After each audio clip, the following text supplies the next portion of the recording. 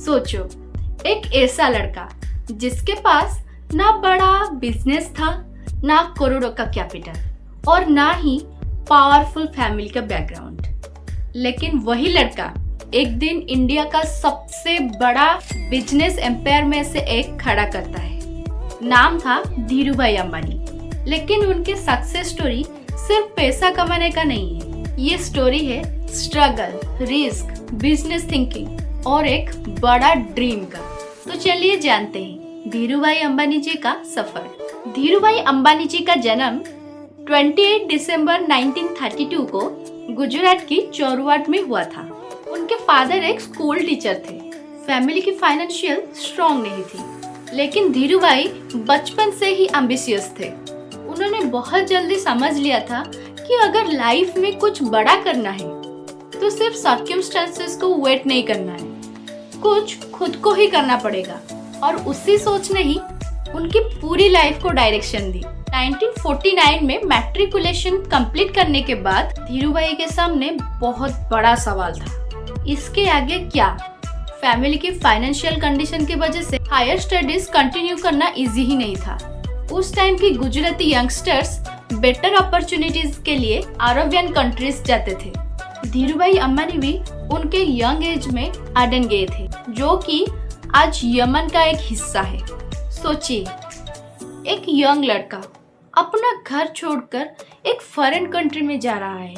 ना कोई लग्जरी, ना कोई गारंटी, बस एक होप थी, कुछ सीखने का और कुछ बड़ा करने का। एडन में धीरूभाई ने एक ट्रेडिंग कंपनी में काम किया। उन्होंने तो पहले कड़कती धूप में पेट्रोल डालने का काम किया था और यहीं से ही उन्होंने बहुत बड़ा लेसन सीखे। बिजनेस सिर्फ पैसा लगाने का काम नहीं है, बिजनेस को समझना पड़ता है। कस्टमर क्या चाहते हैं, प्रोडक्ट कैसा बिकता है, मार्केट कैसा काम करता है और पैसा एक जगह से दूसरी जगह कैसा मूव करता है। धीरूभाई कंपनी में जॉब कर रहे थे, लेकिन उनका दिमाग सिर्फ सैलरी पर नहीं था। वो बिजनेस को ऑब्जर्व करते थे और ये ऑब्जर्वेशन उनके फ्यूचर में बहुत काम आए। कुछ साल एडन में काम करने के बाद धीरूभाई इंडिया वापस आ गए। अब उनके पास एक चॉइस थी, एक नॉर्मल जॉब कंटिन्यू करना और फिर खुद का बिजनेस स्टार्ट करना। उन्होंने सेकेंड ऑप्शन को चूज किया। 1958 में उन्होंने मुंबई में रिलायंस कमर्शियल कॉर्पोरेशन शुरू किया। शुरुआत ट्रेडिंग से हुई। बिजनेस छोटा था, रिसोर्सेज लिमिटेड था, लेकिन विजन बड़ा था। धीरूभाई अंबानी का फोकस था इसी छोटे बिजनेस से ही कैसे बड़ा बिजनेस का एम्पायर खड़ा करना है। धीरूभाई जी की बिजनेस थिंकिंग का इम्पोर्टेंट पार्ट था कैपिटल को प्रोडक्टिव बनाना। सिंपल लैंग्वेज में समझे तो अगर पैसा सिर्फ पड़ा रहे तो बिजनेस नहीं बनता, लेकिन अगर वही पैसा स्मार्ट बिजनेस में लगाया जाए तो वो ग्रोथ क्रिएट कर सकता है। धीरूभाई जी ने ट्रेडिंग से एक्सपीरियंस लिया, फिर टेक्सटाइल बिजनेस की तरफ बढ़े और धीरे धीरे रिलायंस मैन्युफैक्चरिंग में भी एंटर करने लगे। यानी उनका मेथड था और री इन्वेस्टमेंट ग्रोथ। जो पैसा बिजनेस से आता था, उस पैसों को बिजनेस को बड़ा करने में लगाया जाता था। 1960 में रिलायंस टेक्सटाइल इंडस्ट्री आगे बढ़ा। गुजरात की नोएडा में टेक्सटाइल मैन्युफैक्चरिंग का सेटअप डेवलप हुआ था। उनका टेक्सटाइल ब्रांड बिमल वो भी बहुत पॉपुलर हुआ। लेकिन धीरूभाई अंबानी जी ने सिर्फ टेक्सटाइल कंपनी में रुकना नहीं चाहते थे। उनकी नजर पूरी सप्लाई चेन पर थी, रॉ मटेरियल से लेकर मैन्युफैक्चरिंग तक और मैन्युफैक्चरिंग से लेकर फाइनल प्रोडक्ट तक। इसी अप्रोच को बिजनेस में बैकवर्ड इंटीग्रेशन कहा जाता है। धीरे धीरे रिलायंस टेक्सटाइल से पेट्रोकेमिकल और एनर्जी जैसे सेक्टर की तरफ एक्सपांड हुई। धीरूभाई जी की जर्नी में और एक इम्पोर्टेंट टर्निंग पॉइंट आया।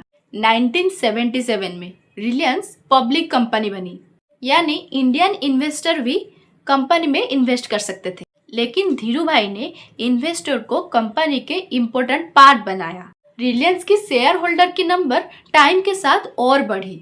ये उनकी बिजनेस स्ट्रेटेजी का एक इम्पोर्टेंट हिस्सा था। उनका फोकस सिर्फ कंपनी के ग्रोथ पर नहीं था, बल्कि कैपिटल मार्केट का यूज करके कंपनी को और बड़ा करना था। लेकिन धीरू भाई अंबानी जी की स्टोरी को सिर्फ सक्सेस स्टोरी मान लेना हमारा ही गलती होगा। उनके सक्सेस स्टोरी को देखकर आप ये मत समझ लेना कि उनको कोई तकलीफ नहीं हुई होगी। उनके बिजनेस के मेथड और रिलायंस की एक्सपेंशन को लेकर भी बहुत कंट्रोवर्सीज हुई और बहुत क्रिटिसिज्म भी हुई। फिर भी वो नहीं रुके, नहीं हारे, सिर्फ आगे बढ़ने लगे। धीरू भाई अंबानी जी की जर्नी हमें एक इम्पोर्टेंट चीज सिखाती है, सक्सेस एक दिन में नहीं बनती। इससे एक इंसान क्या सीख सकती है? आपका स्टार्टिंग छोटी हो सकती है, लेकिन ड्रीम बड़ा होना चाहिए। आपके पास अभी रिसोर्सेस कम हो सकता है, लेकिन अगर आप सीखते रहें, अपॉर्चुनिटीज को आइडेंटिफाई करते रहें और स्मार्टली डिसीजन लेते रहें, तो आप धीरे धीरे अपनी सिचुएशन बदल सकते हैं। धीरू भाई अंबानी जी की स्टोरी 1932 में शुरू हुई और आगे चलकर रिलायंस को इंडिया के बहुत बड़ा बिजनेस बनाने तक पहुंची।